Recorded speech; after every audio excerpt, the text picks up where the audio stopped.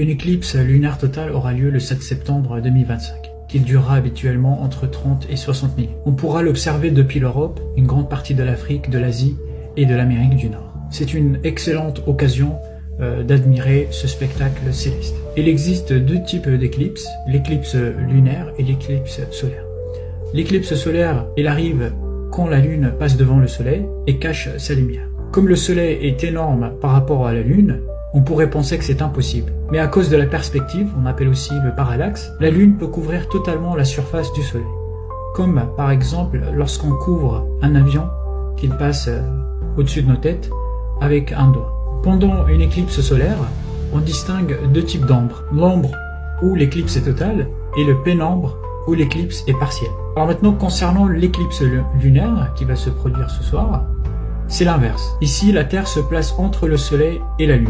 L'ombre de la Terre vient recouvrir la Lune. Mais la Lune ne disparaît pas complètement, contrairement au premier cas. Elle prend une couleur rougeâtre, ce qu'on appelle la lune de sang. Cette couleur vient du fait que la lumière du Soleil est déviée par l'atmosphère terrestre et il filtre les couleurs comme un prisme, ce qu'on appelle le phénomène de dispersion, et il laisse passer que la lumière qui éclaire la Lune. Alors la question qu'on devrait se poser, si la Lune tourne autour de la Terre et la Terre tourne autour du Soleil, logiquement, on devrait avoir 2 éclipses par mois. Mais ce n'est pas le cas, puisque le plan formé par la Terre et le Soleil, c'est ce qu'on appelle le plan écliptique, est incliné par rapport au plan formé par la Terre et la Lune. Et pour que la Lune cache le Soleil, il faut que la Lune soit au même plan que la Terre et le Soleil, donc le plan écliptique, qu'on appelle aussi les points nodaux. Le plan formé par la Terre et la Lune est incliné d'environ 5 degrés. Dans la plupart du temps, la Lune passe au-dessus de ce plan. Donc c'est pour ça qu'il n'y a pas d'éclipse tous les mois. Puisque le mouvement de la Lune autour de la Terre, c'est un mouvement qui est elliptique et non circulaire, comme on le pense. Donc on a 2 points particuliers. Un point le plus proche de la Terre, c'est ce qu'on appelle le périhélie, et le point le plus éloigné, c'est l'apogée. Quand la Lune est plus loin de la Terre, l'éclipse paraît plus petit et laisse un anneau de lumière autour d'elle. C'est ce qu'on appelle l'éclipse solaire annulaire. Les éclipses sont très importantes pour l'étude de l'univers, surtout les éclipses solaires totales. Parce que lorsque la Lune cache totalement la lumière du Soleil, cela permet d'observer ce qui est autour et derrière le Soleil.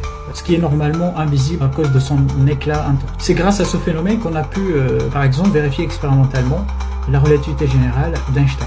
Selon cette théorie, la lumière est déviée par la présence d'un astre massif, comme le Soleil. Cela veut dire que des étoiles situées derrière le Soleil devraient apparaître légèrement décalées, comme si leur lumière avait été courbée. C'est ce qu'on appelle le phénomène mirage gravitationnel ou fil anti-gravitationnel. En 1919, 2 équipes d'astronomes, dirigées par Arthur Eddington et Frank Dyson, sont allées observer une éclipse totale depuis l'Afrique et l'Amérique du Sud.